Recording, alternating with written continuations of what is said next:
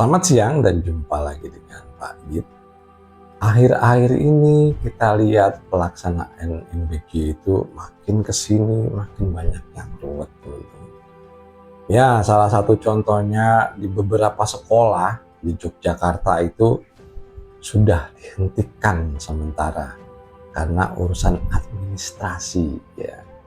Kemudian kasus yang di Kalibata juga supplier MBG itu berhenti gitu, nggak bisa supply lagi karena tagihannya belum dibayar. Kemudian ada lagi yang di Solo nih, malah kekurangan 45 dapur pada saat ini. Kemudian di Klaten juga ada lagi cari lowongan kerja itu ya, yang buat akuntansi, ahli gizi dan sebagainya. Kemudian yang agak berkecimpung atau bersinggungan dengan KPK, jadi ditemukan makanan bergizi ini itu adalah yang harusnya 10.000 jadi 8.000. Ini ada temuan dari KPK gitu. Yang kita nggak tahu gitu loh, sebetulnya dananya sih berapa sih untuk satu MBG itu. Ya katakan dulu 15.000, terus ada yang 10.000. Kalau kita cek ya berdasarkan pernyataan Profesor Arief ya dari anggota Dewan Ekonomi Nasional pada saat itu juga menyatakan bersama Luhut Binsar Panjaitan. Nah ini menyatakan ya, kalau kita cek kata-katanya waktu itu adalah kalau kita mempunyai 3 anak ya, nah dalam sebulan itu mendapat istilahnya senilai 600.000, artinya satu anak itu 200.000 gitu ya. Kalau satu anak ini 200.000, 4 minggu ya 5 kali 4 20 gitu ya. 20 ini 200.000 ya, 200.000 itu 20 hari ya, berarti kan 10.000 per harinya. Tapi kalau kita cek yang hasil dari penyidikan KPK tersebut, ini terjadi pepotongan dari 10.000 angkanya menjadi 8.000.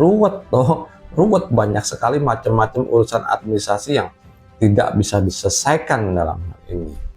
Kemudian pernyataan dari Ketua BGN ya, artinya dalam sebulan ini kalau nanti 82,9 jiwa target dari MBG tersebut terpenuhi, ini menghasilkan biaya 25 triliun per bulan gitu ya. Di per bulan itu ya katakanlah libur 44 ya 20 hari lah, atau sekitar 20 hari. Coba kita hitung ya teman-teman ya. 25 triliun dibagi 89 280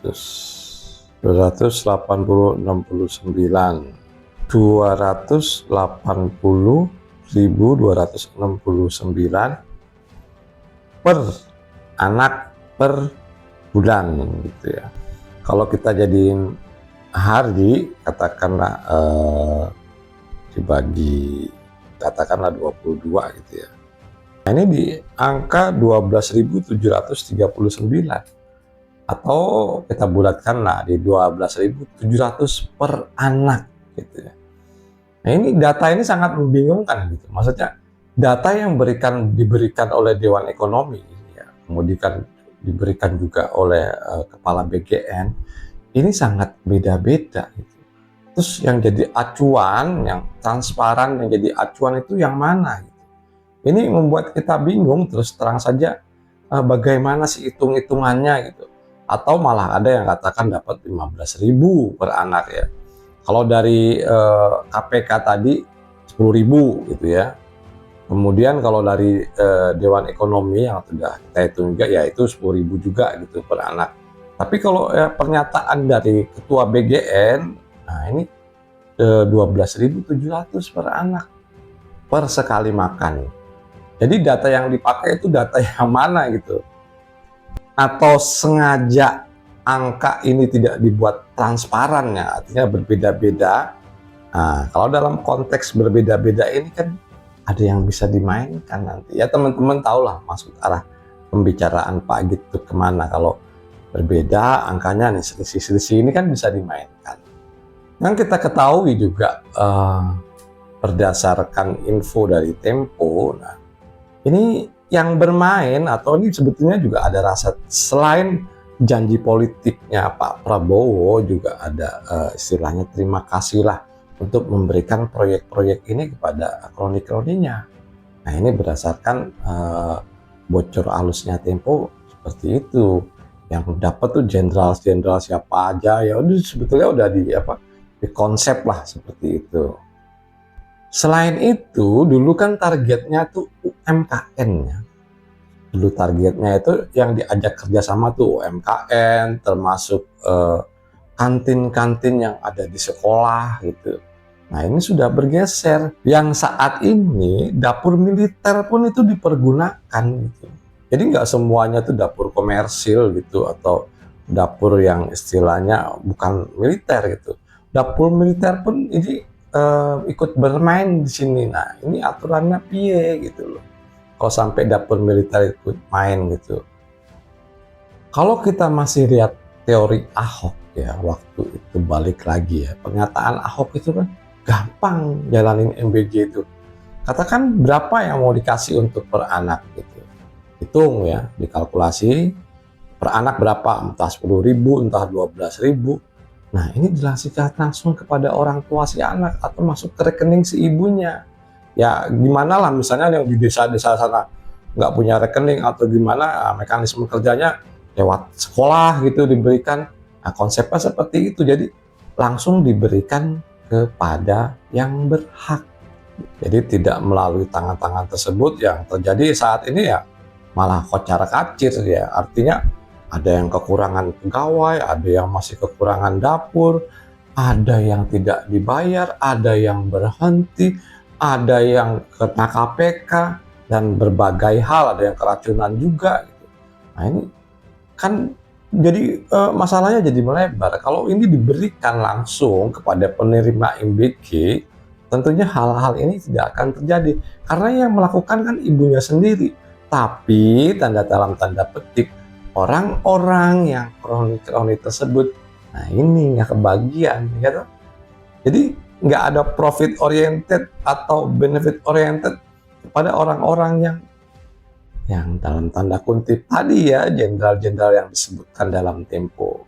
Kalau konsepnya tadi itu kita lihat yang akhir-akhirnya berujung ya, kalau katakan ini dipotong kompas langsung ke orang tua yang anaknya berhak mendapatkan MBG, ini kan jadi statusnya jadi bansos gitu.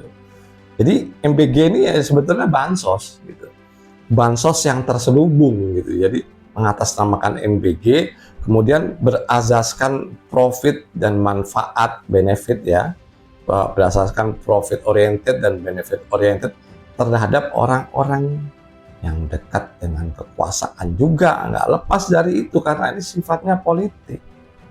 Baik, kita akan ambil kesimpulan teman-teman. Yang pertama, dengan banyaknya kasus tadi ya, ada yang berhenti di Jogja, ada yang kasus administratif tidak dibayar, kemudian ada yang masih butuh berapa dapur, yang 45 dapur yang di Solo, kemudian kekurangan tenaga kerjanya dan berbagai macam hal. Ini kalau zaman Pak Jokowi ngomong ruwet gitu. Ini ruwet, ini nggak kelar-kelar gitu ya. Targetnya harusnya sudah tercapai juga masih melambat pelan-pelan, itu pun terbentur masalah ini, terbentur masalah itu. Dan alangkah lebih baiknya kalau hal ini mau dipangkas, dipotong kompas ya. Artinya dipotong kompas itu langsung diberikan kepada yang berhak menerima MBG tersebut, yaitu orang tuanya, yang tentunya ini juga pas pelaksanaannya di bawah sekolah. Nah nanti guru tinggal lihat sesuai nggak gitu yang diberikan sangu yang diberikan orang tuanya kepada si anak gitu. Dan ini kalau terjadi seperti ini maksudnya, nah ini juga pastinya akan melukai gitu loh, melukai orang-orang yang tadinya ini dapat proyek gue nih kan, ini proyek gue nih tinggal bagi-bagi sana bagi sini.